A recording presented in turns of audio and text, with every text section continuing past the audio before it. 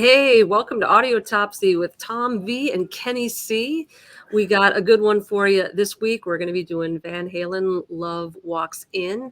But hey, before that, just a little disclaimer for those of you who are still trying to get your head around what we're doing here. We are not recommending or endorsing any of these albums, artists, bands, their lifestyles. What we are trying to do is get people who already like this music, already listen to it. Hey, that's my favorite band, to click on here and have a good discussion about the lyrical content, to just get people thinking about interacting with their music. Tom? Hey, it's good to be back. I hope everybody had some good meals and some good family time this week. Uh, Vicki Joy, yeah, I'm excited to talk about this song. This was your pick, and I think everybody's going to have a little bit of fun here. So, yeah, I mean, I don't even know where to go. Van Halen. This when I was 11 years old, I got the Van Halen 1984 tape for my 11th birthday. My mom's best friend Shirley got it for me. Wow. And I remember even then at a young age, I'm like, I don't, because the cover had this little angel boy like smoking on it. Yeah. And it was like, this is kind of risque, I knew that this was not good, right? But it snuck through because of mom's friend Shirley got it for me. And that's where I just started really listening to heavier type of music. And of course, back then it was kind of poppy, right? It was all over, the top 40, especially the songs, from this album. But anyway, we're not talking about, we're talking about another era of Van Halen. But why? I guess. Well, I want to hear from Kenny. But why did you pick this song? Is the question I want to ask. Well, so I have a place in my heart for Van Halen because not only is it nostalgic to my formative years, but my brother, who played guitar, who I was very close to, loved Van Halen. It was his kind of protege. It was his hero.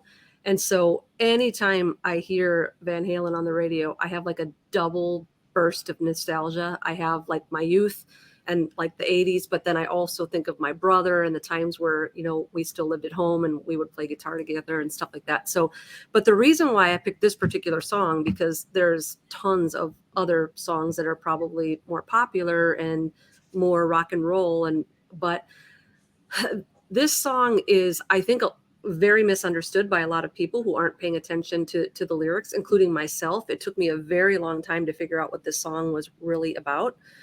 And it was from the lips of Sammy Hagar himself. But like, I was watching live footage and he said, this song is about aliens. And I'm like, what? No, it's not. I mean, the word alien is in the song, but I just thought it was poetic. I thought, hey, Love Walks In. It's this pretty little synthesizer based tune. It's a love song about,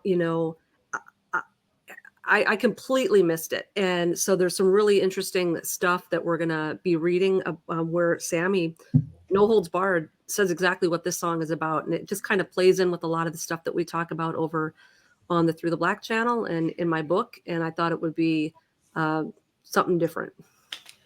It caught me off guard too. And I guess I'm looking at this song differently now. Yeah, definitely. Kenny, what are your thoughts as a guitarist regarding Van Halen? Well, for me, this album was the transition to Hagar being the lead singer.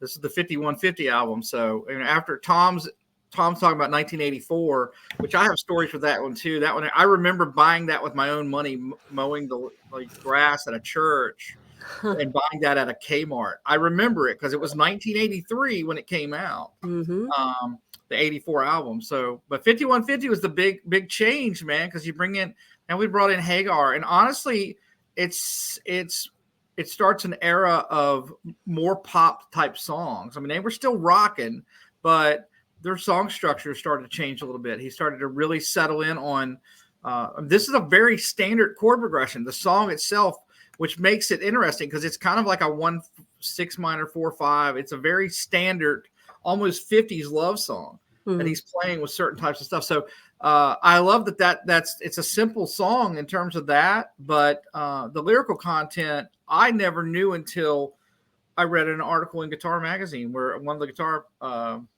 guitar player magazines, where Hagar but basically just let it out, was like, this is about an abduction, this is about stuff, and it's about him. He's really doing this. I wonder, I would love to have been at the thing when they're writing this song and they're like, hey, we wrote this great love song, and Eddie's got the keys and Hagar's thinking, I'm going to put this lyric about me being abducted by aliens, and let's see what people think of this. I don't think most people know that at all.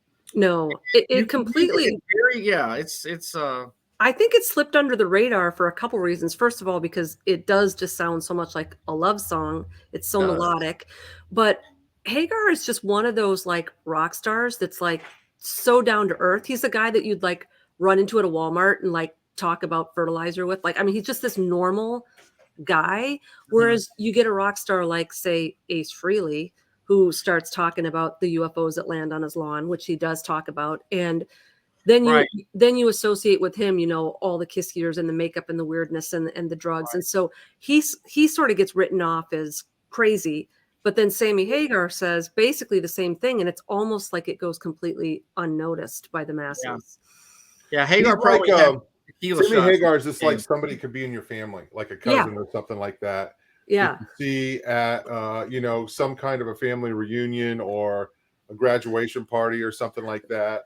I wish Sammy Hagar was my uncle. That's all I'm gonna say. I could get free passes and hanging out. You know, myself in. Hey, let's jam. I was actually listening to Sammy Hagar before he joined Van Halen. Yeah, I did and too. He had an album where he had the song "Where Eagles Fly" or something like that. I had that tape.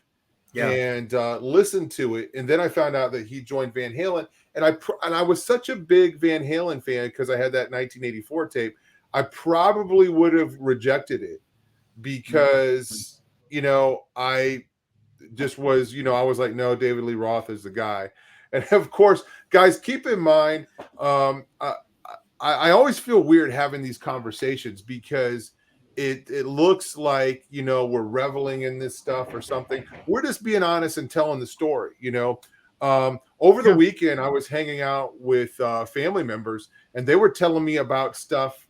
You know, I was finding out stuff that they were doing back in their party days and things like that, and concerts that they were doing and things like this. And I was never really a partier, but music was definitely a part of my youth. So I had that Sammy Hagar album. And that's kind of what opened the door for me to, you know, be okay with him being in Van Halen. I was like, oh, dude, I thought it was over. And I listened to the David Lee Roth solo albums like Skyscraper and Crazy from the Heat, stuff like that. But when he came in and 5150 was put out, you know, the music was so good. It was a lot more musical than it was with David Lee Roth.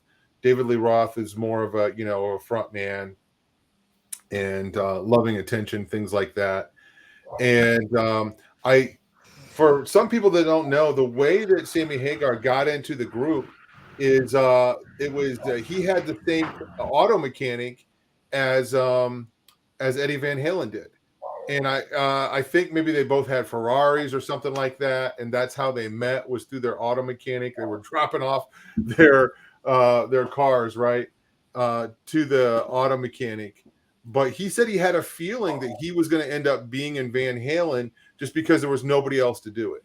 So yeah, I had such severe doubts because it was announced obviously before 5150 came out that Hagar was the new singer. And, you know, this was the peak of metal. And I was just like, you know, Sammy Hagar, like we were saying, he doesn't have the persona of a rock star. He's got short hair, you know, and it was just like, what? And all I knew at that point was I Can't Drive 55. And he was kind of goofy. And, you know, the Van Halen brothers, they take their craft very seriously. And I thought, how is this going to work, man? But I thought it was going to be kind of like really gimmicky or very like a novelty almost. Yeah. I severely had my doubts, and then got 5150, and from the very first "Hello, baby," and I mean, it Yeah. just started strong, and Mhm. very poppy. Why can't this be love? Very poppy, and so it was nothing like I expected, but he really surprised me. He won me over right away, and um, I know that Roth is entertaining, and he does all his high kicks and his samurai sword play and everything. Like I can't deny that he is a showman, but I just really enjoyed the Van Hagar era a lot. This kind Yeah. of made me think of a story that's kind of weird. It was about 15 years ago. I somehow knew this person, okay, through my connections in music, because for anybody who doesn't know, I used to have a record label a long time ago and used to be involved in promoting bands and concerts. Really, it was on, in the Christian areas. But there was this person, I don't want to say who it is, but they had claimed that they were the love child of David Lee Roth, and their last name was even Roth. And I was like, oh wow, that's kind of crazy. I actually know this person, and this is the child of David Lee Roth. I didn't know that. That's kind of interesting. And then it turned out that they were faking the whole thing, and that they had photoshopped these pictures and things like this, and the whole Wow. thing was a hoax. But I was like, anyway, kind Shame of, on you, Kenny. yeah. Wow, it's terrible. I'm sorry. Hey, I was going to tell you that me and Tom have a similar story. We were both getting our Hyundais worked on, and that's how we met. Yeah, And that's how I got asked to be on Audiotopsy. That's yeah. right. True story, folks. That's amazing. Well, let's get into the Yeah, song. good stuff. So here we go.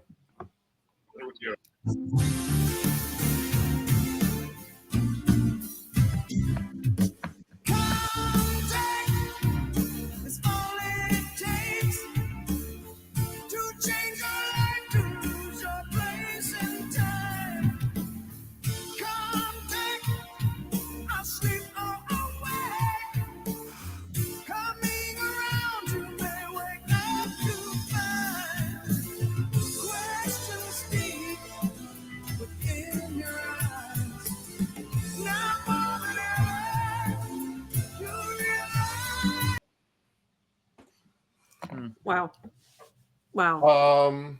Yeah, hello. There's a lot there. I mean, the very first word, contact, is that the name of the Jodie Foster movie? Or wait, no. Yeah, that is It's yeah. And what's yeah, that's funny, it. Tom, is that's one of the lyrics that I always heard wrong. So I didn't even know he was saying contact. I thought he was saying like come take. So I always had it in my head that like some girl was taken away from him, but then this new love walked in. Like, I had it all construed in my head as, he's finding a new, now the real love of my life came in. And it was all based on the fact that I never understood that he was even saying contact there. Yeah. I mean, once you know what Sammy Hagar's talking about, it's totally different. This is a song that you hear in a grocery store and you don't think about it. You know what I'm saying? You're Right. just like, okay, I'm going to get some macaroni and cheese. I'm going to get some veggies. I'm going to get, and it's playing in the background. But yeah, here it is. Okay. Anyway, Kenny. I honestly, as like I said, now that I've actually listened to the song, I can't not see it this way. It's a constant. The lyrics now. I'm just like, this is a total abduction story, man. There's nothing love story about this. It's crazy. But I will say this: the music in itself, it conveys a very standard love song's progression. The song goes into that when it goes into the the C chord, and then you make a change. It goes right to that bright, happy, and then you make a change. He does these little things, and then it goes 4, 5, 1. That is the most it is one of the most classic chord progressions of all time, and it really invokes an old 50s, 60s love songs were 6 minor 4, 5. I think I'm cutting up a little bit. Am I breaking up some for you guys? A little bit, but you're okay for the most part. Okay. But yeah, it's like I said, it's just really the lyrical content doesn't strike people as much as just this happy melody. It feels like love. But then you read the lyrics and you're like, I'm not sure if, probing is love. That's weird. Yeah. Well, contact, asleep or awake. Yeah. I mean, he's describing an experience here. Yeah. Yeah, he is. Yeah. Well, and I just want to say something too. I know Van Halen fans know this, but we always just assume that most of these rock stars just don't know anything about music or theory, and they're just playing by ear and they're just banging away. Right. But Eddie was very classically trained in the piano as a child, and his father was a musician. They were originally from the Netherlands, and they came over as young boys to America, had to learn English. And they, by they, I mean his brother, Alex, the older brother, who's the drummer, they were both classically trained. Their parents' kind of dream was that one of their sons would grow up to be a famous classical pianist. And so the keyboards, were in the 80s. Like you could put synthesizers in songs and stuff. And I just think that Van Halen was one of like the best keyboardists by way of integrating it into rock music in a way where it could still be heavy. Obviously, Jump is the most iconic little 80s keyboard riff. Absolutely. I just want everybody to know, like, this isn't just some, dude that sat around smoking pot and grabbed a guitar and, figured stuff out. Like he actually knew what he was doing and he knew songwriting. And there's a lot of rock stars out there that they can put riffs together but like it's much different to actually have an ability to write a song, and he had the ability to do that. Mm-hmm. Yeah. So I want to go back to the lyrics real quick. I think listening to that says let me read it so I can get it right. It says contact is all it takes to change your life or lose your place in time. To me, it sounds like he's talking about lost time, which a lot of abductees talk about. Like, they wake up and they didn't realize that they've been gone for so long, or it seemed like they had been gone for a long time, but it was only, just like a minute. Mm-hmm. So it sounds like he's writing from experience, like something happened to him. And I don't know for sure. Of course, that's his claim, but it makes you wonder, was this experience like your classic alien abduction type of taken out of the home, the stuff that L.A. Marzulli talks about? Or, I think there's another kind where it's a spiritual type of thing, where people, they're made to think that this experience has happened to them. So yeah, interesting. And I think he kind of alludes to that too when he says asleep or awake, because in these altered states of consciousness, there's like two kinds of abduction stories. You hear the ones where people have it during sleep paralysis. They wake up in their room and they don't quite know if they're awake or asleep, and there's a bright light. It's usually the window. But then you've got people that talk about they're driving down the road and they see something in the sky and then there's missing time. And so there is this aspect of abduction where it can happen asleep or awake. Yeah. Let's get back into it and see what happens next. And then you sense a change, nothing feels the same. All your dreams are strange. Love comes walking in, some kind of alien. It's for the opening, simply pulls a string. Whoa, mind blown. Mind blown. I'm not going to be able to go grocery shopping the same anymore after this.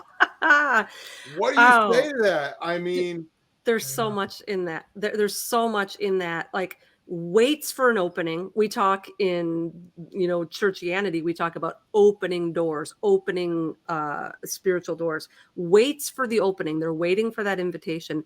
But then this pulls a string thing. I don't know what he was thinking, but with astral projection type of things, there's the whole concept of the silver cord. And that comes into play, I think, a little bit later too. He talks about something about silver, and green and silver are very much associated with the astral realm, with green being the realm itself and the aura there, and the silver being the silver cord. And I'll save some of that for when it comes up again. But the pulls a string, that's a thing. When I was a kid and I would listen to this song, there was something in my head at that point that would say, what does pulling a string have to do with it? Like, it did stand out to me as an odd line.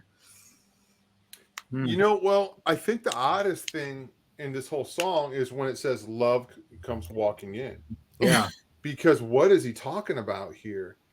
Yeah, that's because that's the thing that throws the whole song off. That's the only thing that's out of place.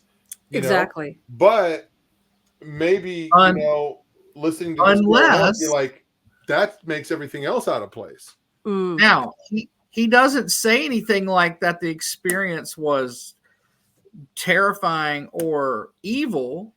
So he may be saying that the abduction process to him was he felt love, that this was stuff. So there's a whole nother aspect there when he could have been having this experience, but instead of it being terrifying, he was like, he felt love, which was a whole nother on this whole thing. I agree with you. And, Tom and I, we were talking on I think it was the demonic energy episode over on Through the Black Channel, like last week, about Reiki, where this whole phrase that we get, like sending you love and light, because we can't tell people we pray for them anymore. That's offensive. So I do. So do I. But this whole sending love and light is really this new age astral. It's the whole angels disguising themselves as angels of light. Like they can affect our dopamine. A lot of people come back from these experiences saying that they'd never felt anything that pleasurable or that loving, or they never felt that kind of peace or all the, and so I do think that these things do have an ability to influence our emotions. And then in the beginning, in the first verse, when he talks about, then you sense a change. And a lot of people that have had these experiences, they are never the same again. And a lot of times what changes is their whole worldview and the way they interpret spirituality. And many times that's not a biblical change. Hey, yeah, sorry. Somebody is disturbing me. If I don't respond, then they won't quit. It's probably Sammy Hagar. It's probably. So, yeah, folks. How dare you say I'm not real time. Why couldn't you do a song like rock? Vic, I was going to say the same thing that you said, and I go back to that quote. Emanating from energies are. Oops, there we go. No, emanating from energies are. Emanating from entities are energies to entice emotion. So people that are feeling, whatever the energy is, whatever the feeling is, it's not a bad feeling. I mean, if the aliens, if the ghost, if whoever came in and frightened people, then it would be easy to get people saved, right?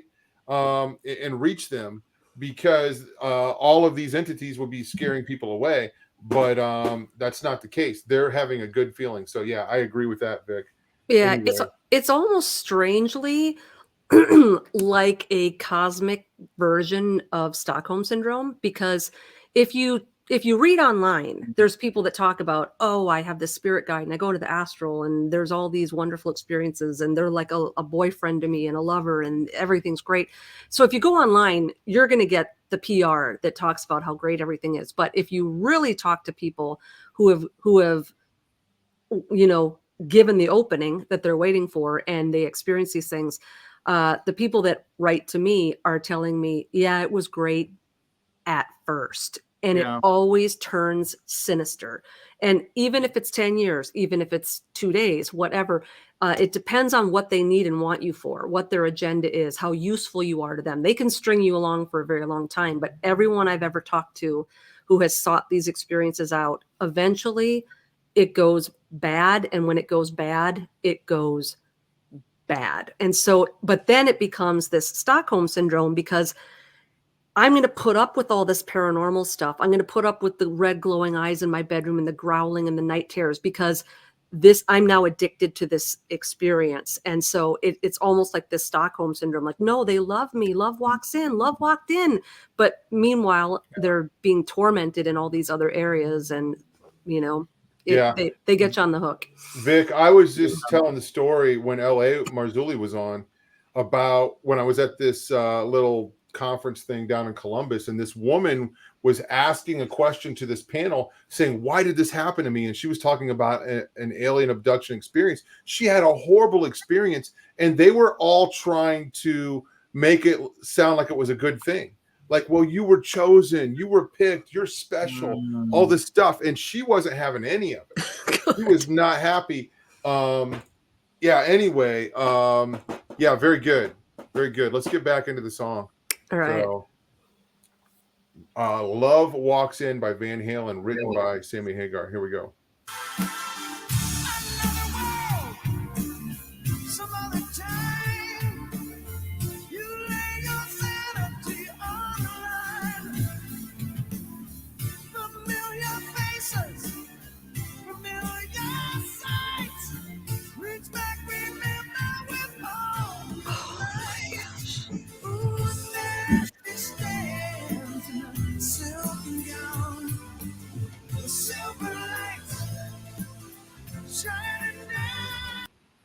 Oh gosh! Wow! So, okay, guys, I want to hear in the comments, what do you guys think about this song, and have you ever noticed the lyrics? That's what I want to know. I feel like we really kind of shocked a lot of people here today with this song. I didn't pay attention. And this kind of goes back to that whole thing, like, oh, I'm just in it for the beat, or I just like the music, that's true. We don't pay attention to what the things are about. And I know that there are lots of examples of things that I could show people, that I've shown people before. Like, do you know what you're listening to? Do you know what this is about? I had not a clue what this song was about. Anyway, Kenny, can you kind of elaborate on that? Just the style of the song. It sounds like a love song. The way this it is does. Really tricky. It honestly something. The song had different lyrics. It may. I wonder this also too. In the actual process of writing this stuff, is that what was Sammy into new agey type stuff? Was he already trying to do like astral projection on his own, that he was doing, opening up stuff that became this, where this song came from, that he'd already maybe been messing with stuff? Because I think about books I've read with like what's one, the second coming of the new age, Josh Peck and Stephen Bancarz, where they talk a lot about where they were heavily in it and actively doing astral projection, and talking about how they realized they were doing stuff that at the time they didn't realize how bad it was. They were messing with it. And that as they became Christians, they learned more and more and realized they were messing with was demonic. And see, I wonder if Sammy had, being a music scene, probably, drinking a little tequila, doing a little bit of stuff, he might have been, they don't know, playing around. The time period makes sense, man. He could have been, playing around with some stuff, thinking about astral projection, which could tie into this. I mean, you think about this one here, he's actually making, when he talks about there she stands in a silken gown, silver light shining down, like he's seeing this beautiful creature that's talking to him. He also makes a comment, familiar faces and familiar sights, like he's seeing people he knows. So there's a whole lot of trickery kind of stuff going on. You don't know. He's, he doesn't sound like a terrible experience, but you don't know what his thought process was for it. So it's interesting. Yeah, when you put these lyrics to the backdrop of like an astral experience or a even like a upside down Stranger Things kind of a thing, it is another world, it's some other time, but there's all these familiar faces because it's like this as above, so below recreation, right? These worlds. And so I want to talk a little bit about the silver lights shining down. Obviously, it's probably, the light coming from the UFO, but this word silver, it's such a tip off for astral realm. And there are so many movies and books that are blatant theosophical metaphors for astral projection and the astral realm, and we miss it and the colors are often what gives it away. The greatest example is Baum's Wizard of Oz, and I'm not talking about the movie. I'm talking about his book, The Wizard of Oz, was one book in a 14-book series for children. Yeah. And Baum was married to a feminist. His wife and his mother-in-law, which heavily influenced him, were very much into astral projection. They held seances in their home. And there's 3 things about his book, color-wise, that give you an indication as to what's going on. Where's he from? Do you know? I did know. I thought it was the East Coast, but don't quote me on that. Yeah, for some reason I want to say it was from New York, and if that's true, that plays into the stuff that we talked about recently. Anyway, okay. I could be wrong. I don't know. Go ahead, Vic. Yeah, I don't either.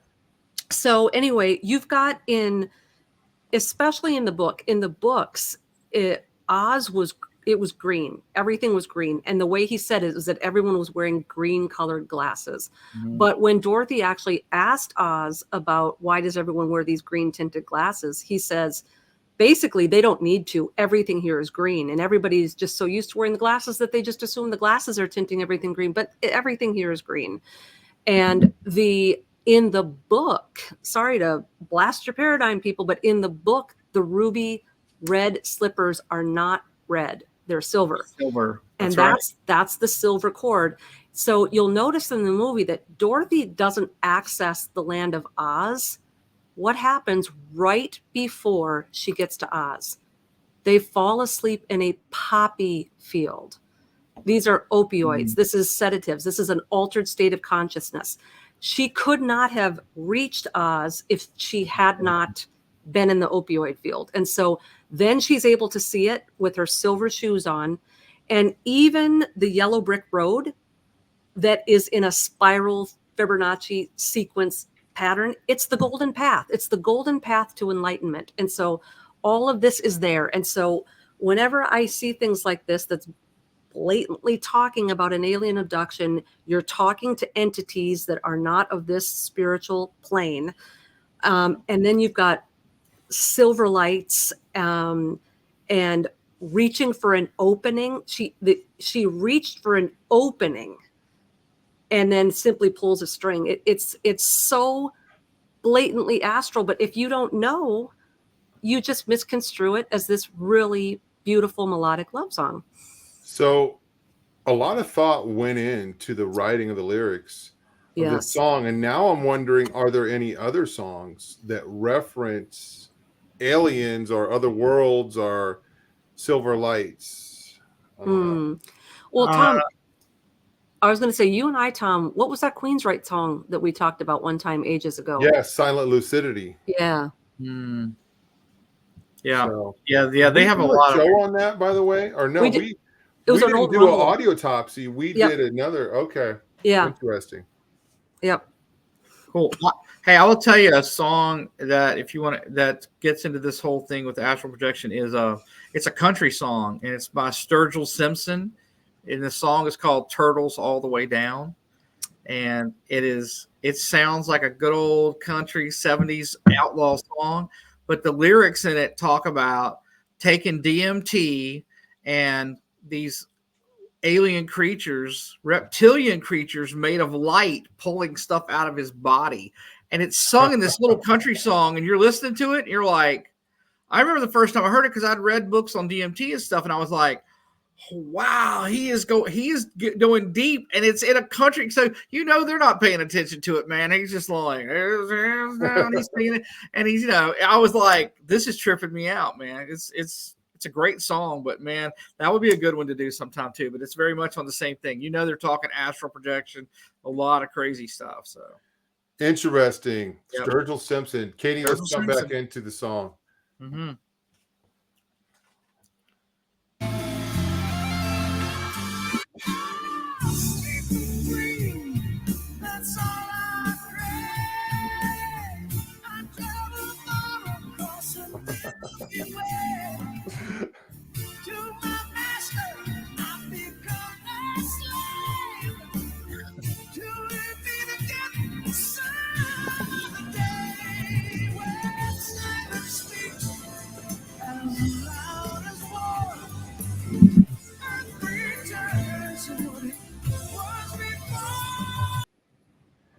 This is more than an alien abduction song. This is yeah. a religion. Yeah.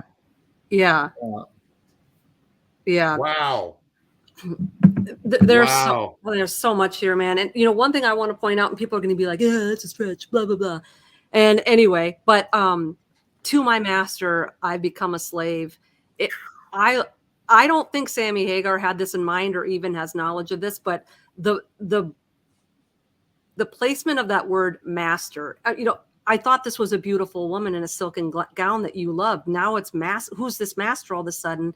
What's interesting to me about that is master, if you go all the way back in the etymology of that word and you take it into other languages and you go all the way back to like ancient Canaanite and whatever, the word for master is Baal or Baal.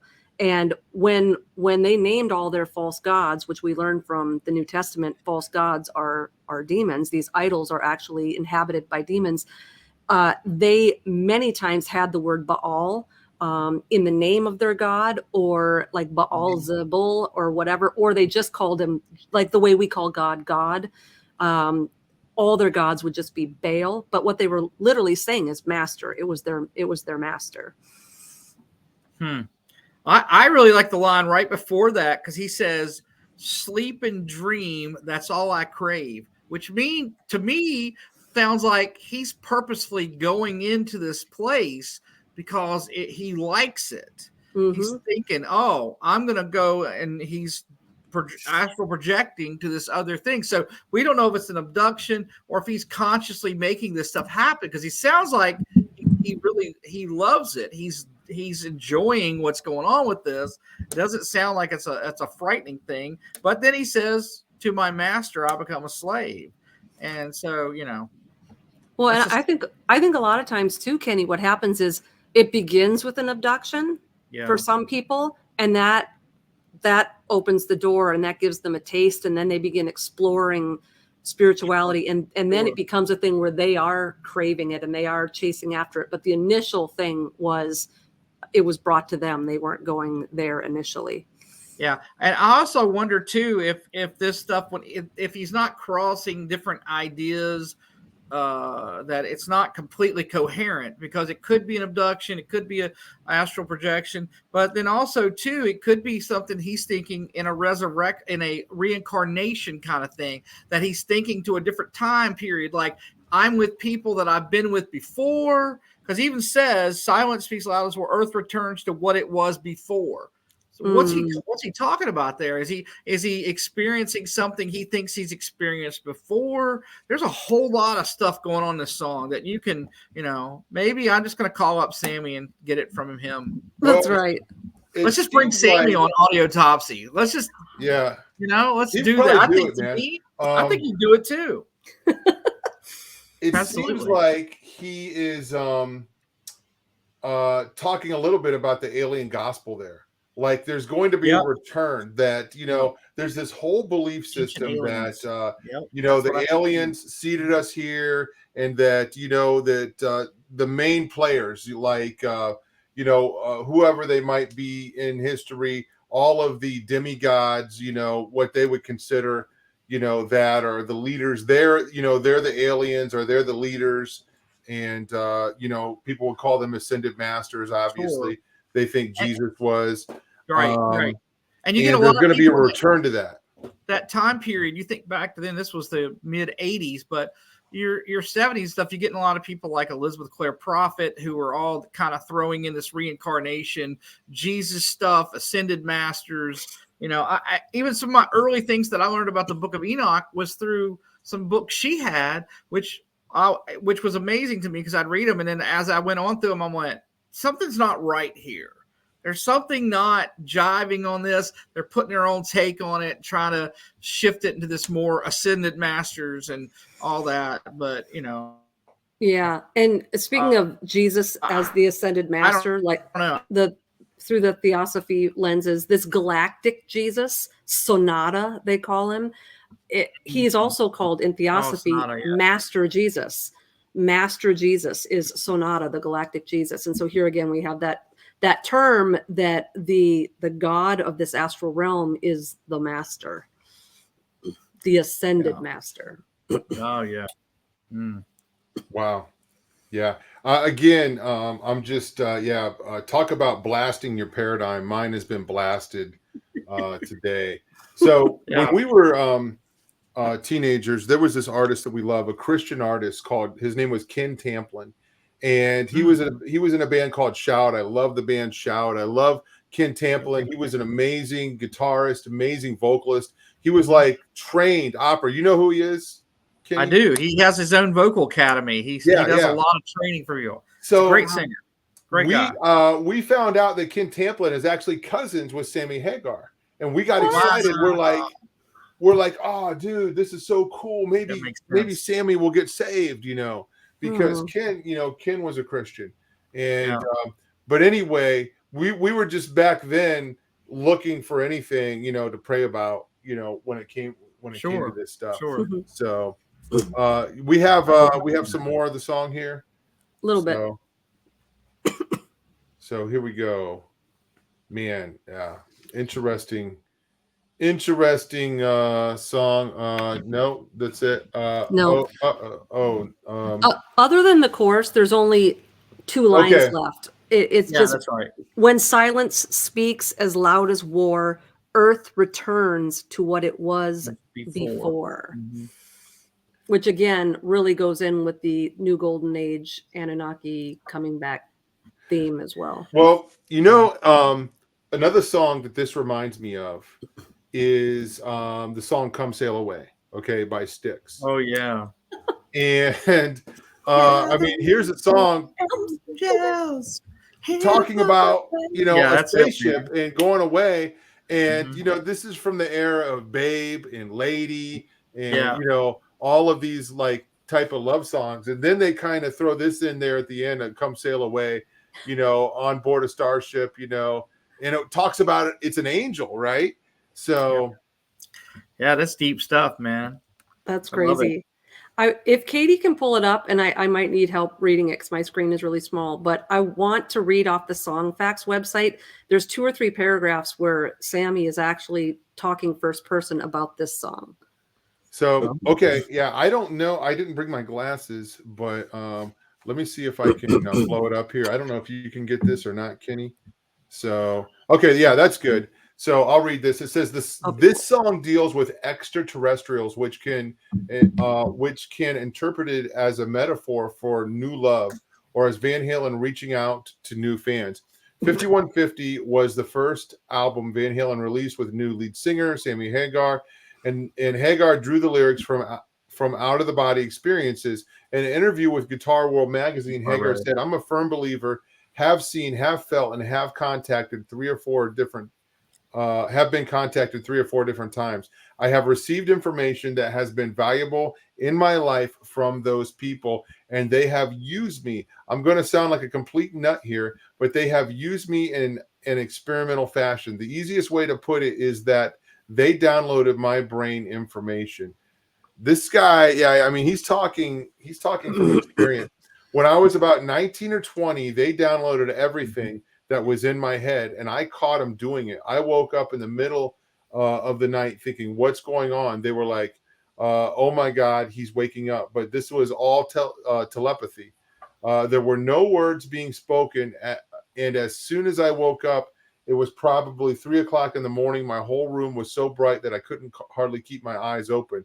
I was wide awake. I could not move, eyes open, white room, and they were still disconnecting. And when they did it, it just went bang. Everything went back to normal, back to black. I was shaking. I almost passed out. I was sick to my stomach and almost had to throw up. It was so scary. It sent me on a course of curiosity.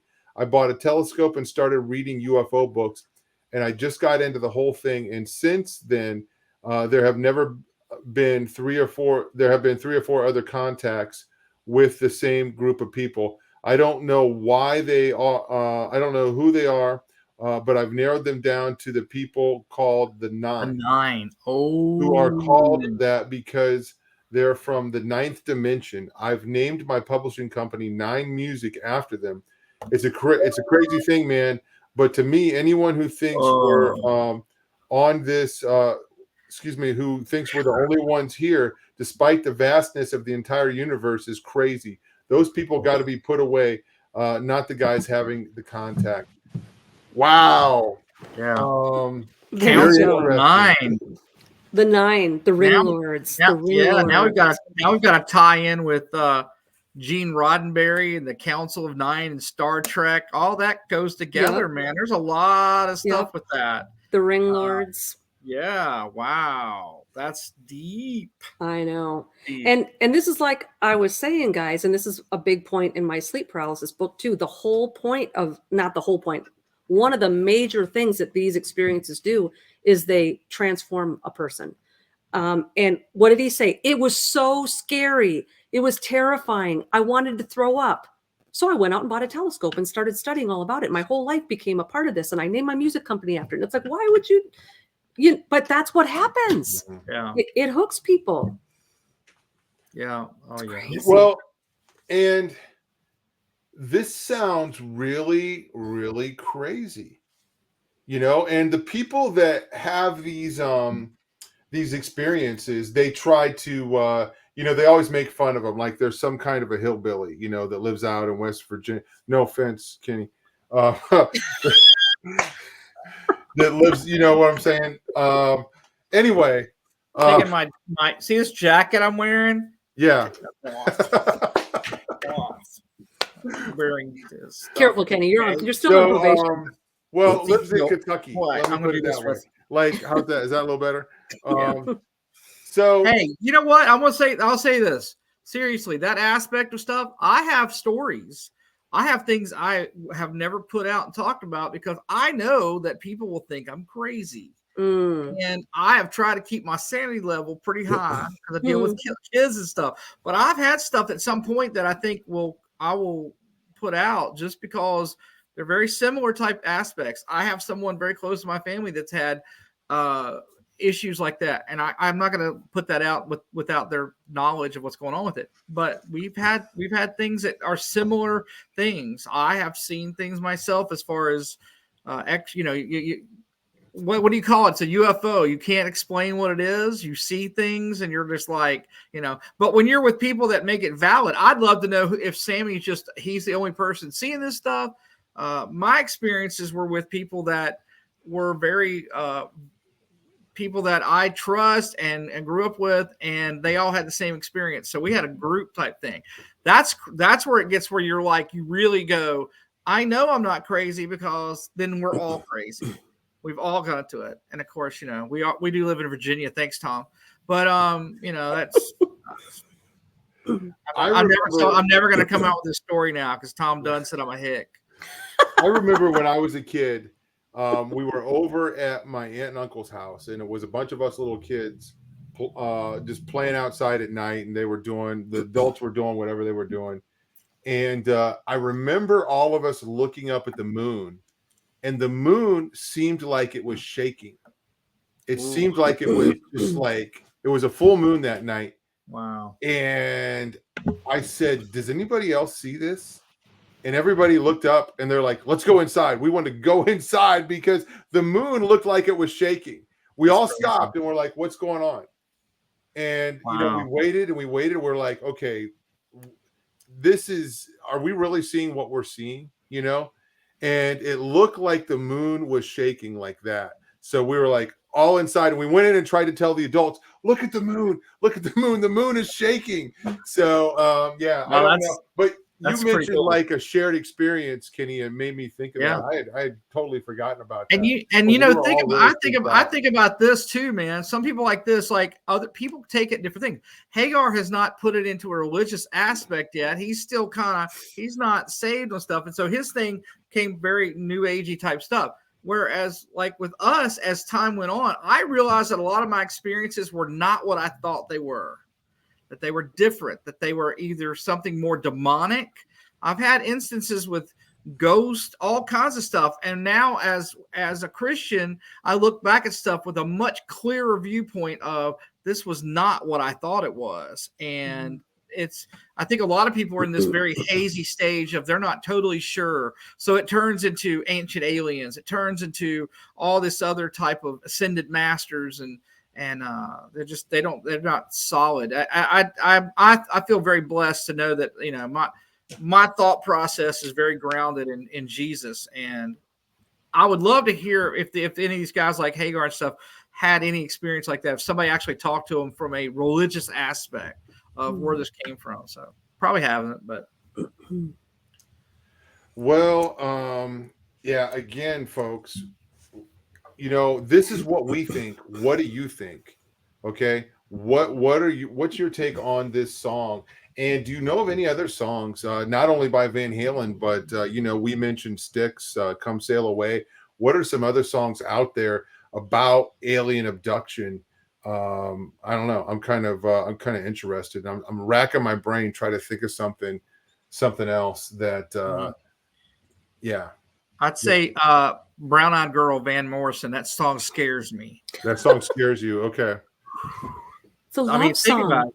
Ooh, Brown Eyed Girl. Crazy. Oh, man.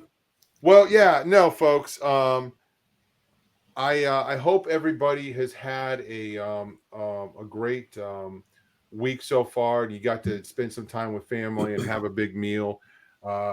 You know, Vicki Joy, Kenny, and myself, we are looking ahead down the road to March 31st and April 1st to the conference coming up. And folks, true story, before this show went live, Kenny C said he told us that he's going to be there. Is that true, Kenny?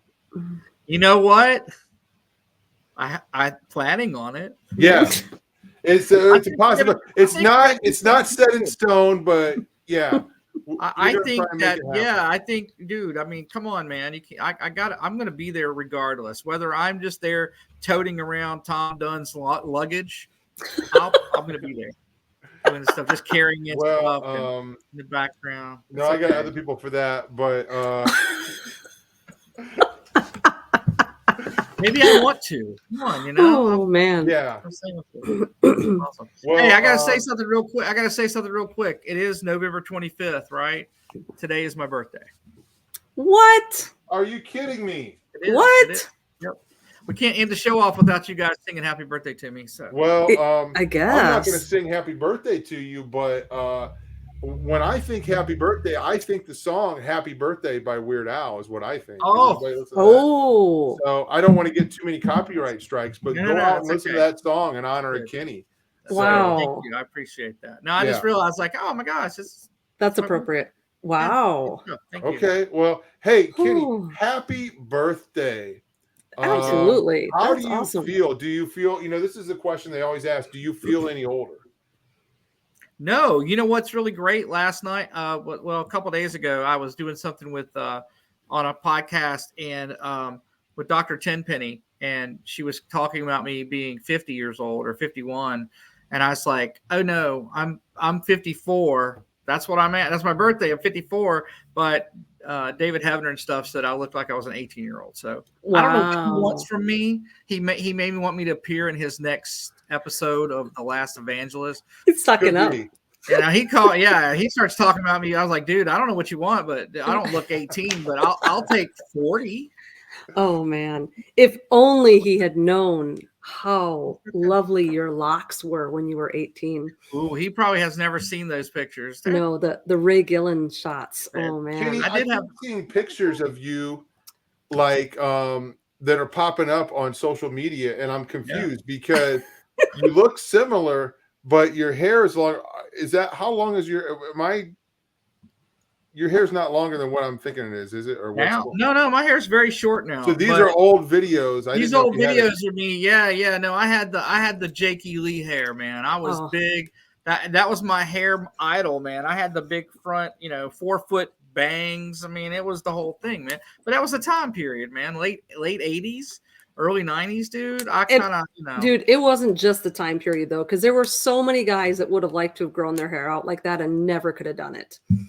Yeah, I will say this: the pandemic allowed me to attempt to grow my hair back out because we had no way to get haircut. So I grew it out for a little bit, and 20-year-old hair is way better than 50-year-old hair. That's all I'm gonna say, man. Yeah, I felt like I was growing just Brillo. Like, what is this stuff, man? Nobody wants this stuff. I cut it off. I can't do it. Tom's hair looks good. Your hair looks good on you, man. It doesn't work for me. Well, I heard, and this explains a lot. I heard that having COVID, and I think I had it somewhere along the line once or twice in a couple different strands, it takes a toll on your hair. So I think that's why my hair is just tore up and it's getting thin.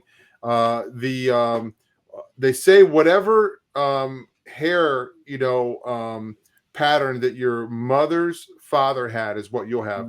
And my grandfather had very thin hair. That's the direction I'm heading. So I'm trying to hold on to everything I got.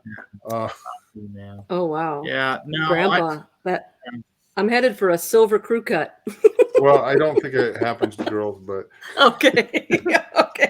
That's not good, man. Anyway, so yeah, you're off the hook. Thank God. That would be a conscious choice, not a. Yeah, I'll just wake up one day with a crew cut. Oh man.